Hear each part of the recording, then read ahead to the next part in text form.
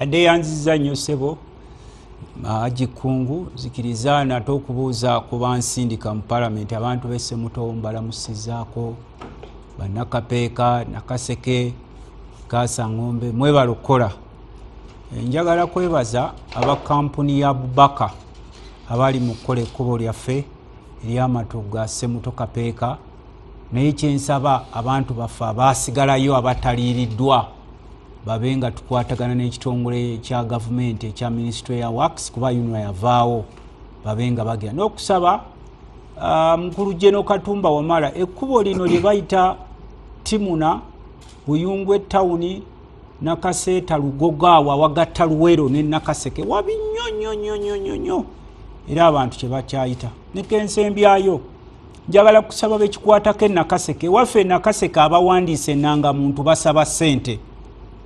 RDC tukunoonyezaako tetumanyi oba waliwo connivance nammwe Nakaseke abali mu kuwandiisa ennanga muntu Essemuto kugombola basaba ssente Ekapeeka kusawe basaba ssente ate waliwo ne gurupu z'abafere zigenda zigamba abantu nti ze okuwandiisa abantu so twagala okugamba abantu nti okuwandiisa abantu kwa nanga muntu oba identity cards oba okwanira kwa ggwanga lyonna teri yakuleese era programu ya gavumenti. Kakati webale temwalabise twali twasalawo talabika era njagala kwebaza nnyo mukama waffe atukulembedde mu palamenti obulungi the Right Honorable Joel Ssenyonya, Leader of Opposition. Kwebaza, I salute you. Nze ngaali mu parliament ya front line. Abantu bangi tebamanyi mubiri gwo tuyiddewo nga bannayuganda naye akulabako akugambe nti omu ku shadow ministers bo Honorable Lutaguzi akwebaza okuyirawo omubiri ku bannayuganda. Twali badde tetulina nnyo kikulu kitutwala but of course okubanga tetuliwo wali tetitegeeza nti twadde tetugoberera kigenda mu maaso.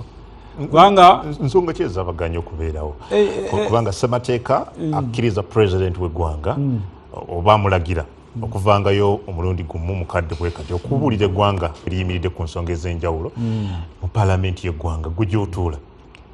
Twabadde twasalawo omukulu ono nga tetulabawo nnyo kipya kyagenda kubuulira bannayuganda kubanga byaddamu ekyokubiri bannansi Uganda agifuganga kampuni ye, Uganda agifuganga dynasty, bannansi tebategeera kigenda maaso. He killed all systems.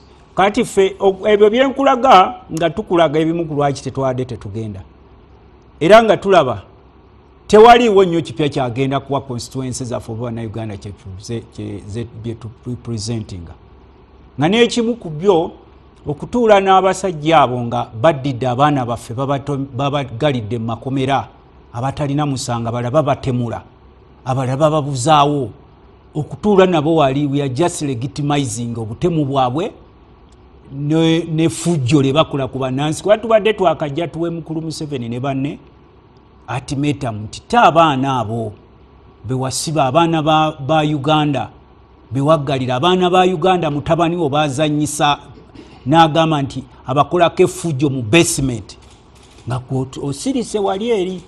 Kakati ebyo byonna ngo tubitadde ebbali ffe tubadde tumulaba mwami Museveni. Uganda erina emyaka 63 yakafugako ye emyaka 4 kati wekuba kufuga percentage gyafugidde eggwanga mu percentage ali mu 75%. Naye byazenga ayogera ng'ogjeeko jasi siyaasa tewali gy'olaba ku ground. Ayogera okulwanyisa obwavu nze muwuliriza era nadde muwuliriza ka radio kange nga ne TV weeri nti in case TV evaako radio mba mpulira. Ayogera okulwanyisa obwavu naye asiga busizi bwavu talina programu gyali akoze ng'ogiraba eyamba bannansi.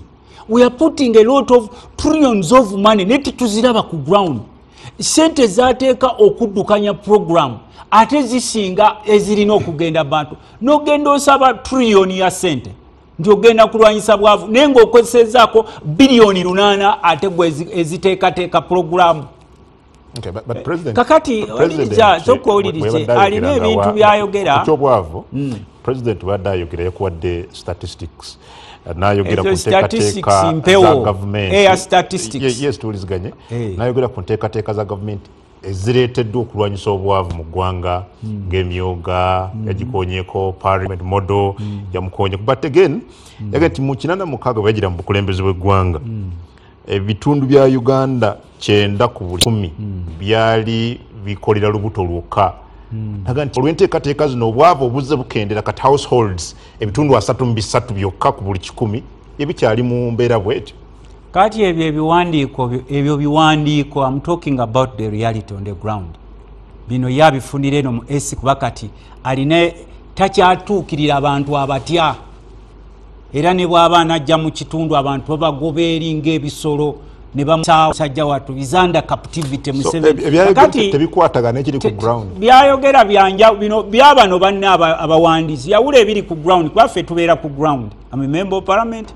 tutumbuleeyo luli yali ewaffe Nakaseke ng'alambula kabizi ka mu kigo just one pig using 2 billion zogenda olambula kabizi kamu mu kigo nga ne banansi bamubuuza onazze kukola kyene ewaffe tetulaba kyatulaga yalowooza maye kiri ku basajja bano they think Uganda started in 1986 buli gye baloota 1986 Uganda teyatandika mu 1986 omukulu oyo yali ajja wano yasangawo foundations abakulembeze abaali baagala Uganda ze baali bakoledde yasangawo cooperative unions ezayambanga abantu zonna zijjawo walingawo bino UCTU byani ebintu ebyo nga bigulako abantu emwanyi bigulako abantu simu bigulako abantu ki ne kati ye yalema okukimanya nti bannayuganda ebitundu 7 ku buli 100 babeera mu byalo ate balimi omubuuzi otaddemu ki mu byobulimi eno kubanga bino tewensi yali egaggawadde ng'obawa ssente you just set up systems ezigaggawaza abantu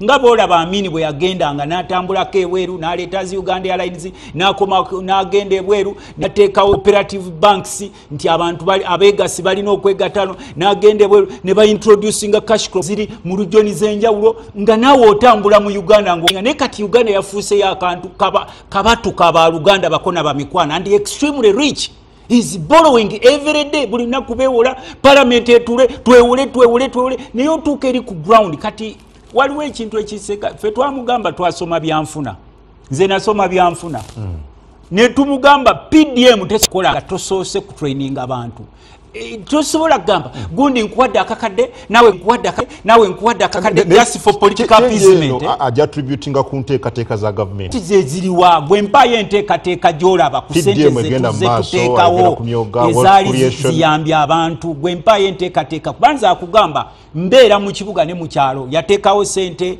zentandikwa tetumanyi gye zaalaga sente z'abavubuka eza youth livelihood program tetumanyi gye zaalaga n'ateekawo simanyi operation were securation eyo tuwulira mpulire naye otuuka people becoming poorer and are losing hope every day ensonga lwaki buli waalaga abasuulira obukunkumuka ne badduka emisinde nga obukoko obulumu enjala kakati ne bateekawo simanyi guro waliwo kye baakateekawo ennaku ezeera ekyekiguuma simanyi abakyala guro simanyi guro nabisange mu parliament nembuze no guro byebiki musimanyi nakyo bakirese kyabakyala kakati huyo mu PDM omwoga gwali gukozewa very successful wolaba this is not Museveni's money zino sente ziva mu treasury era ensonga lwaki tumubuuza sente zojjayo nezeweewola ziragawa because people are becoming poorer abakolanga ku nyanja bonna abagobyeyo they have lost hope bonna bakomyewo eno ennyanja eriko amagye be bavuba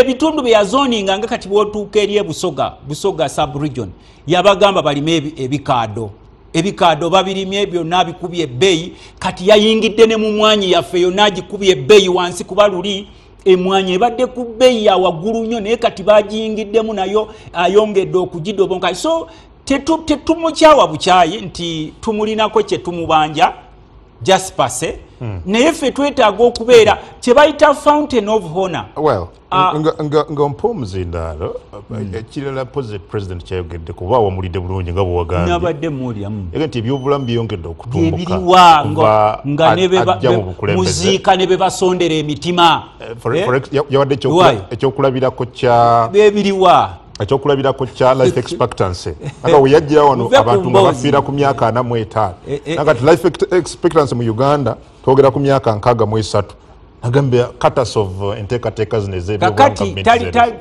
ye yali kugambya ati ezo mboozi wakajja muziike wano omwana wa one of the prominent NRM members nga bamusondera sente za mutima ne bamuziika Misinde musajja ato abadde olumbe lumuluma bali abengeri gye batetenkanya wano justice of the constitutional court yakafiirwa bbawe n'akuba omulanga n'agamba gana amalwaliro gasigala kubeera kakati Mwami Museveni bwayogera ku byobulamu is not talking about you ordinary person. He's talking about his group, the clique that can afford specialized medications. Abafulume ebweru w'eggwanga nga n'ekisenyiga kimuluma naye ffe we tutunulira eri ewaffe Nakaseke ku ground nti omuntu asobola okugenda mu ddwaliro lya gavumenti n'afuna obujjanjabi regardless of his political party. The answer is zero. N'ekyensenjayo sikiwezaako dakiika nkikusabye njagala ogiremu wano. Honorable Tamaguzi bw'atu bwa summarizing okwogera kwa president nti bo nga abavuganya tebalina kipya kye babadde basuubira y'ensonga ki bizze biddiriŋŋana ebigo bya president abikubyemu ebituli. Okusookera ddala ekyo si kipya naye njagala okusooka okuyozayoza Honorable Tamaguzi namulabye ku kitebe ng'ayambadde beret n'akwata omuzinda sebo yogayoga manye mabegaawo abadde mwogezi official spokesperson wa principal kati nakulabye yogayoga okujoininga naye bano kino si kipya ngabo bagambye nti omukulembeze ayogera nabo si kipya era tetubasuubira ne ku Lwokuna nga basoma budget tebagenda kujja kubanga omuze gugo twabamanyira nti babikola naye nga bw'otunuulira enjogera ya president tekyokutaaga kubaayo buli omu yabadde ne radio yabadde ne TV yawulidde n'ennaku zino ebintu abasamarizinga okujjako ng'oba tolaba naye gwafunye message gye basindise olw'obutajja tetujja kubaayo bano abakulu bali mu kwetega naawe bamanyi bali kukola bululu sizoni yeeno ako kwetega ekyo tetukimalyako na budde bali mu kwetega mulabe omuntu era wanakubamu ayinza ogikubamu gy'obeera yabaddeyo ng'asinga nange natudde wali naye nina omukisa nti Kira Motors eri mu constituency yange y'e Kagoma era omuntu baga nti omukulembeze byayogedde tulina kye tulaba nga tulina emmotoka tulina plant eri wali waffe Kagoma Mutaayi ku main road era n'emmotoka mweziri wano zitambula zikwa Entebbe eri ezigenda e Jinja era baziraze naye era ekyo tebalaba infrastructure bw'otunuulira reality challenges of course waliwo okusomoozebwa okubaddewo naye takugambye nako nga tasobola nakugambako nti ebya stability ebyokwerinda binywedde kubanga singa tebiriiwo tebasobola kukola politics tebanditambudde baga ali kumbuuza biri wati yandivudde Mityana kutuuka wano George yabadde nga ali kuwaga namulabye ku TV ebyokwerinda era ebyokwerinda ndowooza obibuuza aba DP juzi bwe baali embalala kubanga balina ebyokwerinda ebigumidde nga abokwerinda basinga n'abalonzi naye Honorable Tamaguzi asobola nakugamba Honorable Tamaguzi buli lunaku abeera mwebaza ntula kakiiko ka defense abeera akabira bannanga abapoliisi mubongeze naye takugambye nti abapoliisi twabongeza ensimbi so wabaddewo ebintu bingi ebikyuse naye nga bwe luli nti luyimba omanyi bw'oba ogenda mu ekereziya leero nva kusaba kitaffe ali mu ggulu abeera y'omu kati bano okuboyikotinga bateeka okulaba nti bafuna emboozi esobola okubatwala eri abantu okwogera naye ate nze kye nandibasuubiddeko kati kwe kusooka okwetonda kubanga olwali lutuula lwa paalamenti baboyikotinga olutuula bamanyi bulungi nti tuteekwa okukola ebintu ogenda mu maaso abagambye wano emyoga president yagambye nti kakati ensimbi zino emyoga ne PDM zibadde ku muluka kati zigenda kutrikolinga down ku kyalo era buvunaanyizibwa babeere bwange ne baagala ne Lutamaguzi okwongera ensimbi nti emiruka gino bwe gibadde eminene oba ebyalo bino nga bitono twongeddemu tya ssente n'okulabika nga naffe ssente ze tuteekamu tusobola okumonitalinga okukola naye ekyo tebaakirabye mu Uganda at least mu byalo emitwalo emingi bye tulina abantu abasinga bajja kuba baakisesinga ebyobulamu teyalimbye sijja gamba nti buli wamu naye almost buli parish mu Uganda erina obulwaliro obusookerwako almost wonna naye oli bwagamba nti biriwa jeziri oli ajagamba abasawo temuli ddagala tufuna messages kansubire ntufenna tufuna ababaka fenna buli eddagala bwe libanga lijja mu district bagamba eddagala eno tuliweereza era contact person yona naye yagambye nti ebyobulamu tabiraba naye nga tulina district hospitals ezizimbiddwa ezitaaliwo twalina nnyo basically referrals naye tulina district hospitals eriyo ezibadde nga teziriimu bikola naye baddaabiriza so nze ndabira ddala nti tuli kutambula naye nga bw'okimanyi nti bw'oba oli mu buyinza ebaayo bano abakuba akadingidi nga baagala okujjamu kati balina kirungi kyebasobola kulaba so kwogera kuno kwasiza ekifaananyi ekituufu eky'eggwanga nga bwe liyimiridde ekifaananyi eggwanga bw'oliraba era siwagamba nti tekyasinze ekituufu kyekyo ekiriwo because honorable Rutamunguzi yakugenda nti bino biri mu biwandiiko bino president byatendereza abantu beeyongedde okufuna sente enguudo kilometers zebalaze bino biri mu biwandiiko practically si bwe kiri enguudo teyazirabye ebbaasi teziriyo mutwale saa zino kiira motozi wali emutaayi baasi tetuzikola so gyebiri naye bano obuvunaanyizibwa bwabwe kusiiga bulimba well honorable Joyce tukuwaniriza okwogera kwa president nga bwe wakulabye ekifaananyi ekinene ekisooka okwogera kwa president mu kifaananyi ekinene ye ng'omukulembeze yatuukiriza kyalina okukola nti mu bbanga bwe lityo aba alina okujja n'awa embeera state of the nation eggwanga liyimiridde litya naye ndowooza ekifaananyi kyeyolese bulungi eggwanga nga bwe liyimiridde nga tutandikira ddala ku bamawulire eggwanga liyimiridde litya eddembe ly'amawulire weeriri oba nedda okuba nti omukolo gwa pulezidenti w'eggwanga okudeliveringa state of a nation okutegeeza abantu eggwanga liyimiridde bwe riti naye nga waliwo emikutu gy'amawulire egigaaniddwa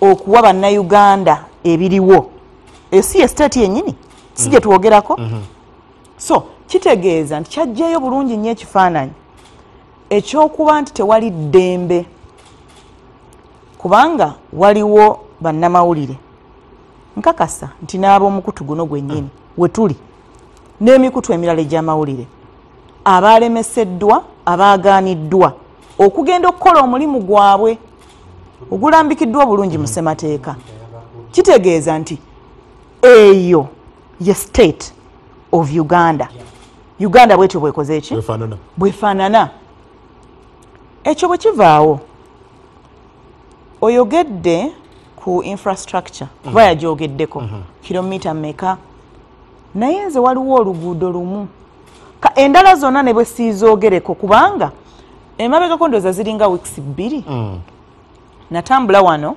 n'akakiiko akatunuulira n'okulondoola ebisuubizo bya gavumenti n'engeri gye biteekeddwa mu nkola oluguudo lw'eruweero butalangu okudda ewaba honorable Lutamaguzi akangoma luyimiridde lutya bakontrakita baga tebalina ssente noyita eyo luweero kiwoko butalangu yes novaayo noyita mu Nakaseke ate okudda ekiboga owulira kapeeka noggukira Hoima Road Busunju paka Hoima terunnakolwa nomaliriza naye nga buli yonna gy'otuuka bagamba nti sente nti emirimu lwaki mugisuspendize tewali sente priorities tezaali ku nguudo naye kati waliwo n'oluguudo olulala Mityana Mubende era nabo contractor baali basuspendinze emirimu naye ate waliwo oluguudo olulala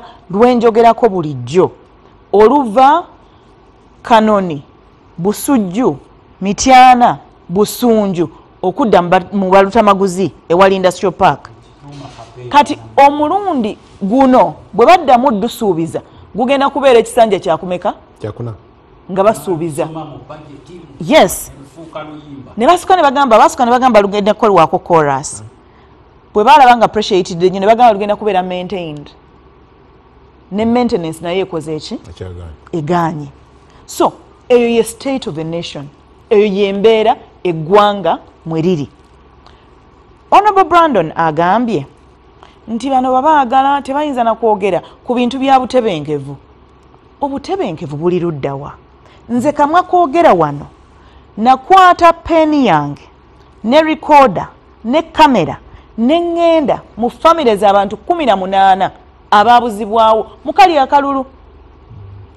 Honorable Bagala kamwe ka information okubanga tewaliiwo mundu zivuga temulowooza nti tulina obutebenkevu okuba bano bashuminga okubanga amasasi gavuga mbu wekulaga mbuno mbu obutebenkevu tebuliwo okubanga owamba bannansi buli lunaku ne battibwa ne babuzibwawo prominent people ne bafa mu ngeri etategeerekeka ne bantu nga obabbako ettaka lyabwe nga gavumenti ebasuubiza okubayamba naye ng'ettaka balibba on daily basis bannansi bonna n'obafuula landless ng'oleeta ebibinja by'abantu b'otuuma balaalo nga bakubuuza wadde balaalo naye nga tosobola tubuulya wa gye bava kiki ekiraga nti no mbu waliwo emirembe so abantu 18 right now tugenda mu kalulu mu kalulu ka 221 twali tukagendamu n'okavaamu abantu paka kati Adam 18 Ugandans tebalabikwangako gavumenti ewanga ku accountability.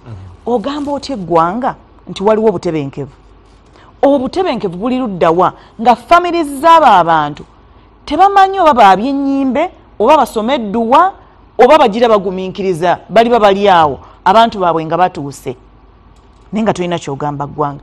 Ogamba otya nnyina w'amashete nti omwana we almost 5 years ali mu nkomyo? Obwo butebenkevu y'obwo mugamba otya? Olwo ye atebenkedde atya? Mukadde wa Kalanzi almost 5 years ye obutebenkevu buli luddawa? Naye nga n'essaawa zino ekikwata abantu kikyagenda mu maaso. Butebenkevu buli luddawa ku ngeri gy'olaba omusango gwa Kanokiza Besigye gye gugenda mu maaso nti emirundi 2 kati mu kkooti nga bakubaganiramu ebikonde mu kkooti. Weebuuza bano baani abazze ate okukuba abantu abazze mu kkooti naye ng'ate bakifeesi be basooka ne mu kkooti? Olwo obutebenkevu buli luddawa? Gwe Adam munnamawulire bw'obanga ogenda mu kkooti eyo kusakayo mawulire ogenda okulaba nga ebikonde bitandise naawe nga bakkubiddemu, olwo obeera mutebenkevu? So olwo obutebenkevu buli luddawa? Okiwulira? Honorable Tamaguzi ayogedde ku nsonga y'ettaka. Ensonga y'ettaka mulabye abakazi abakulu abakaaba amaziga unfortunately nga tewali naakola ki n'ayamba. Ogenda okuyingira mu nsonga ze ng'omuntu eyagula ettaka w'amaanyi. Ogenda okuyingira mu nsonga z'ettaka kyalo kiramba ng'omuntu eyagula ettaka nga w'amaanyi. Abamu babafoosinga n'obafoosinga okukola obulagaano small cheats nti nze nzikiriza zimanya ngenda kuwaayo kati bwoba oyina ngeza bugeza yiika 2 nti ngenda kuwaako yiika emu kitundu kati olwo gwe n'osigaza ate ekitundu gwe nannyini lyo. Awo obutebenkevu bubeera buli luddawa? Okay, yayogedde ku nsonga ate nga naye eri related n'obutebenkevu ey'ensimbi ya Uganda, siringi ya Uganda okuba nti y'amaanyi. Kituufu esobola okuba nga improvinze naddala ku lukalu Africa budget ratings ku kifo kya 7 obuggumivu bwa siringi ya Uganda. Ekinaabula ssente era kubeera kutabanguka oba obutabeerawo kwekakasa okwa stability. Kakati tewali wano kalulu twatandikidde mu primaries zennyini ezaabo wazirabe bwe zaabadde kati tugenda mu kalulu akalijjeno. Essuubi liri luddawa nga bwe lyaliwo ddi mu 2021 kyali kitya, mu 2016 kyali kitya? Gw'osuubira nti ku luno bigenda kubeera kati bye bigenda okubeera ebirungi. So state of a nation twagiwulidde, yayogedde ku PDM, n'ayogera ku myoga, n'ayogera bwe zigenda okukkirira. By the way, singa programs ezo zaali properly implemented oba singa okusoomoozebwa okuzirimu kubadde kusooka ne kugonjoolwa wadigaye nti oba oli awo kale.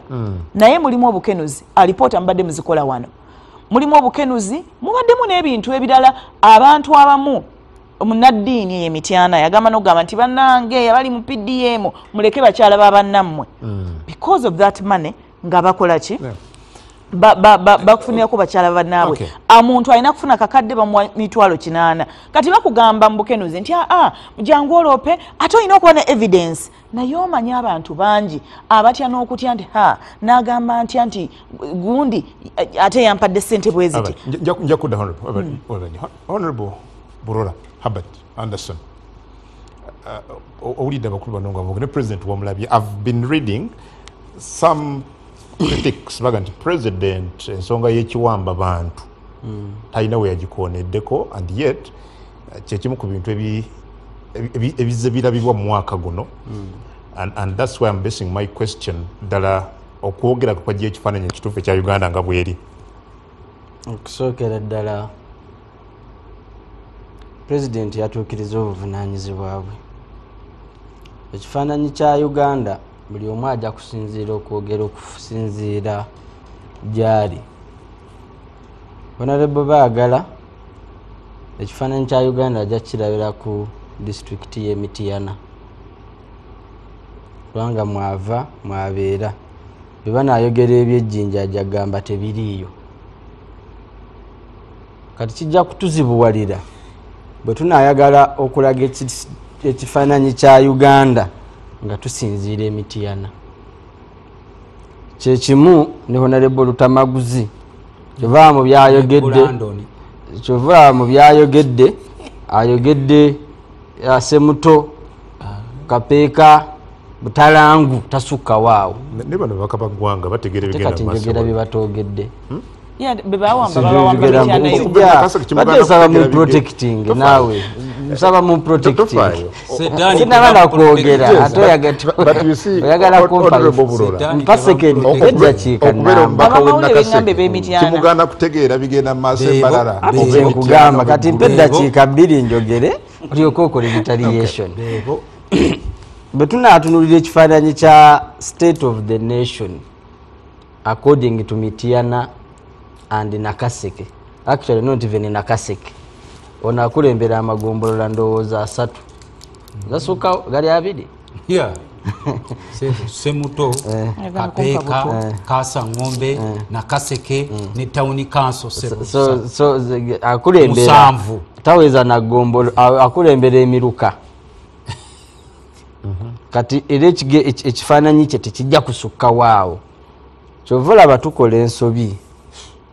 Musajja omu yagamba nti when the butcher advises the baker, omutemi w'ennyama bw'awa amagezi omufumbi w'emigaati wabaawo ekikyamu. Njagala tutunulire state of the nation. We are talking about Uganda, not constituencies, though constituencies. Lutamaguzi bw'abadde atandika agambye njagala okwebaza kampuni ekola oluguudo. Si bw'atandise meaning already there is state of the works taking place in Nakaseke. Joy abadde ayogera agambye contractor wa Mityana Mubende, meaning there is works going on though waliwo disruptions. Ekyo kyokka kitumala nti newankubadde tuli ku Mityana ne Nakaseke already mu state of the nation bali reflected nti waliwo ebigenda mu maaso. Naye ekikulu kiringa kimu 2. Lutamaguzi sente ze bawa Museveni zakozesa mu budget. Tebajja musuubira kujja akole enguudo 5 nga bamuwa sente za nguudo 15. Omulimu gwa parliament giri emirimu 4: legislation, representation, okwaprovinga budget ne oversight. Now today ku oversight Lutamaguzi atuwa assessment gundi ye ya Nakaseke performance report ya Nakaseke. Nti okusinzira ku Nakaseke hospital eddagala ly'eziku teririiyo, eddagala lya malaria teririiyo, eddagala lya gundi teririiyo. Kituyambeko okuimprovinga at a strategic level kubanga kyekimukozesa oversight. Aveyo atugambye nti baagaba miliyoni 5 mu PDM. Ono teyafuna, ono batulimba because the list is there and he can access it. Ebigenda okuimprovinga service delivery tetugenda kukwogera bwogezi. And tetugenda kufuna ba professional talkers eno si TikTok tucreatinga content. Challenge je tuyina eriemu tuyina aba TikTokers mu parliament. They talk, I'm saying talking. Okay. Their work is to talk. It has nothing to do with doing and working.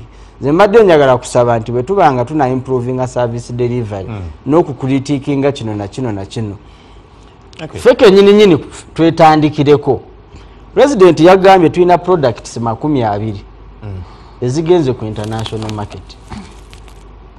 Nga tetunabagenda wala twandibadde tusooka kugamba products zino ezigenze ku international market tuyingizaamu tutya abantu b'Nakaseke kuba olwedde akakatale tukazudde nti weekali mu Uganda tekaliwo bakaliwo katono naye waliwo international market alwedde ababaze okuzuula nti olwadibadde twabadde tusuubira nti okusinziira ku Joy ne Lutamaguzi bazzeeyo mu constituency okusensitizinga abantu equally abantu okukulaakulana tekiri ku President Museveni yekka n'omubaka wa parliament kimukwatako kasita oshuminga any responsibility of office kikukakatako okukunga abantu tokunga abantu kukulonda kokka Lutamaguzi lwaki asobola okufuna obululu obw'essalira obumuyisaawo mu kalulu nga tasobola kufuna abantu bebamu abasobola okuva mu bwavu. Katono lindako this is important. It's okay. Hold on, you are going to kill my point. Lutamaguzi yakugamba bino figures president yatuwadde for example ekyobwavu ye ayagala laba abantu nga balina akasente mu nsawo ati nzija eno 67% eyabo abava mu substance economy yetajiraba ati nzija katono tuddayo katono President Museveni anoonya akalulu nga Lutamaguzi bw'akanoonya oli akugambye nti nno ebitundu 33 mu buli 100 si bye Nakaseke yokka tuli ku state of the nation simanyi lwaki naawe kikulemye oyingira mu mutwe no kakati kyembuuza Lutamaguzi lwaki ebisanja kati bimeka togenda mu kyakusatu bibiri agenda mu kyakusatu yegenda mu kyakusatu era mukakafu nti ajja kuwangula lwaki Lutamaguzi kale mu bisanja ebibiri asobodde okukunga abantu ne bamuwuliriramu ne bamwesiga nga tasobola kuddayo kukunga abantu bebamu n'abasomesa okuva mu bwavu okuva mu bwavu osomesa kusomese ate kati watugambe listen tuddeyo bit by bit. I think gwe yakyogedde nti togenda kujja n'owa abantu ssente nga tobasomesezza si bwe wagambye kati ate lwaki ekyokusomesa okyejjamu anti nkugambye Lutamaguzi naagira wetuwa omusolo gw'eggwanga guteekawa katukomewo omusolo gwe tukuwa guteekawa ng'abantu baavu PDM Parish Development Model tebaziwa muntu atalina kyakola baziwa omuntu olwedde ali mu saturation alina kyakola okuboostinga income gwe mulimu gwa PDM singa ewa Lutamaguzi wabadde nti bagenda basanga abantu atambula bamugamba jangu tukuwa akakadde yandibadde akomawo agamba twakola policy twakola guidelines nga zigamba kino na kino na kino so olwedde olaba nti cycle ey'okukulaakulanya eggwanga Lutamaguzi tagiriimu struggle ya 33% ekyaliyo solule eri ku President Museveni kakati lwaki tosaasira President Museveni nti single-handedly agezezzaako nga talina amuyambako Lutamaguzi tamuyambako teri mulala amuyambako kakati ndowooza Honorable Burola ayogedde bulungi kubanga akutegeeza state of the nation ebintu byonna byakutunuuliza nti lwaki tetukola bwe tuti okutuukawa kitegeeza awaayogerako tetunabatuukawo eyo ensonga lwaki Mwami Museveni mu kwogera yandibadde ayogera ku state of the nation nti wetuli wali watya nzija information webali Museveni wabadde akuteeka mu gonde ya state of the nation yabadde akulaga betutuuseeko statistically and I am glad teri wanajja kugamba nti kino kyeyagambye nti kira teriiyo obutale bwe yagambye tebuliiyo economy siringi sinti nno nafu yagambye nti ezitoye nga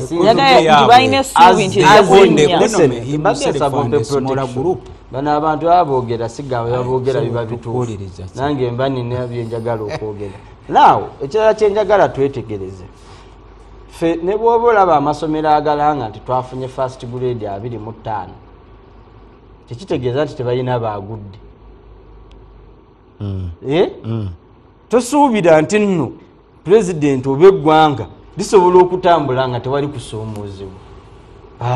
Ekyokubiri, buli administration yonna ebeera ne priorities zaayo. Priorities ezo ziyinza okuba nga size priority za political party endala, because we sell our ideas, they are different. Kakati priorities za Museveni ne NRM ziyinza okuba size priorities za National Unity Platform oba PFF. Kakati baba batupima tebatupimira ku priorities zaabwe, balina okuva mu zaabwe kuba ezaffe ze zaayitamu ne bajja mu zaffe ne bapima ezo.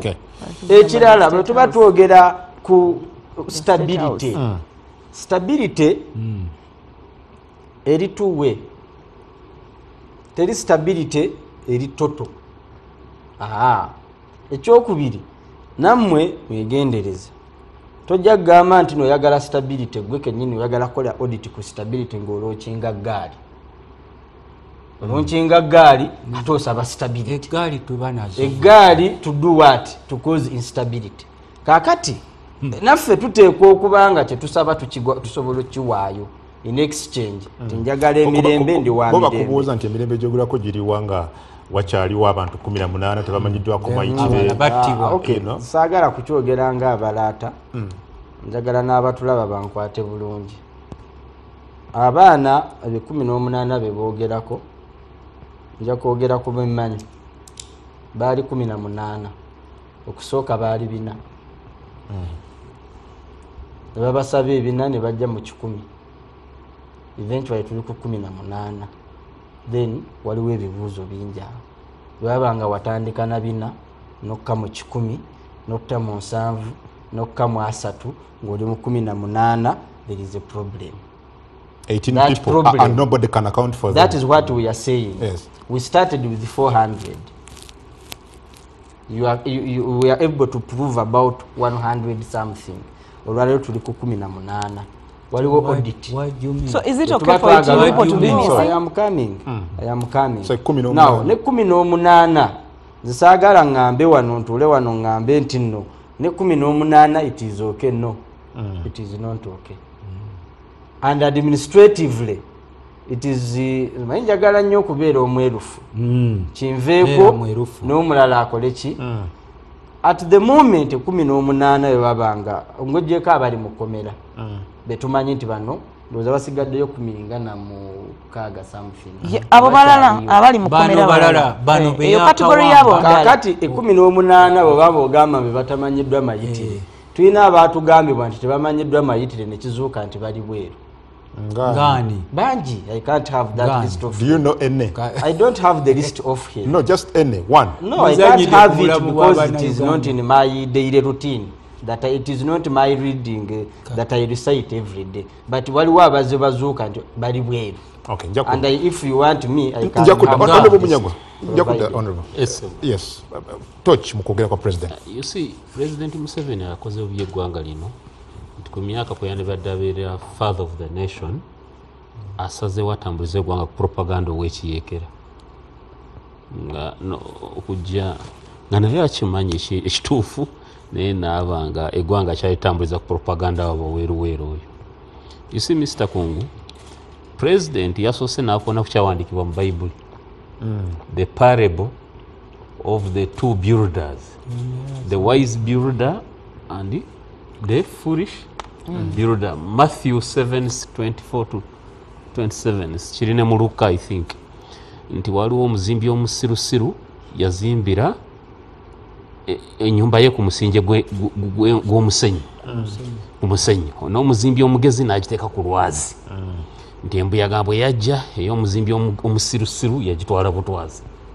Kana amaizi agamba NRM ye muzimbi oli omugezi. Mbu yateeka Uganda ku musinje gwa Uganda yaguteeka ku lwazi.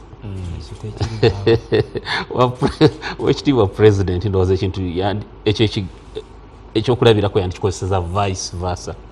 Ekituufu kiri nti NRM yasanga Uganda ku musingi ogw'olwazi netujjako netteeka ku musingi ogw'omusenyi nti embuyaga yonna ekunta esobola okutwala Uganda mu ddakiika egikankuwa ekyokulabirako. Twalina Amini wano yaleka amaterekero g'amafuta. Yes. Olwaleero Kenya nga yatabanguse wiiki 3 Uganda embuyaga ettwala. Abasajja baali baplaninze ensi eno mu G6 they had even thought of going into mechanized agriculture. Mu Buku irrigation scheme wajiwulirako eyo yateekebwa mu G6 sebo to enhance food security. Empuuta eyo gy'olaba bu Lake Victoria yaleetebwa buleetebwa either mu Obote 1 oba Amini. Obote 1 John Babiha yali minister of agriculture bagireeta buleesi. Bo wano kibasobodde kugittirako bantu. Temugikwatako temukwata kuba wano kati njagala Abaganda bange onoobawa chance bo batulage NRM byerese ng'ogyeko okusaanyaawo baleke kwogera mu general terms economy mugiraba. Emotoka weziri wali Kayaka nti mu Honorable Brandon Kayaka emotoka bali awo bazikolera awo.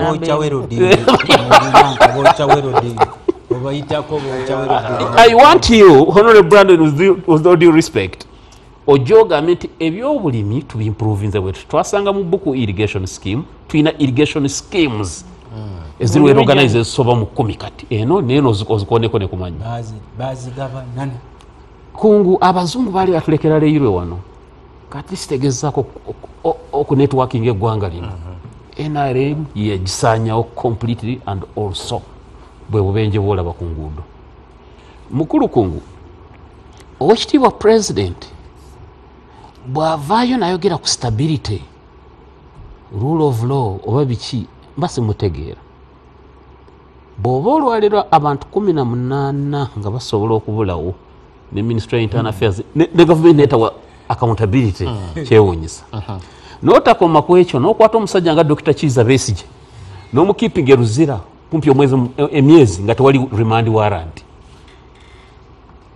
Ojukira nga kooti emaze okusazaamu proceedings za court martial meaning remand warrant eretwadde Besigye eruzira ne Haji Obedi n'abalala bonna abasibe ba court martial yali ekolapusinze neno omulekayo.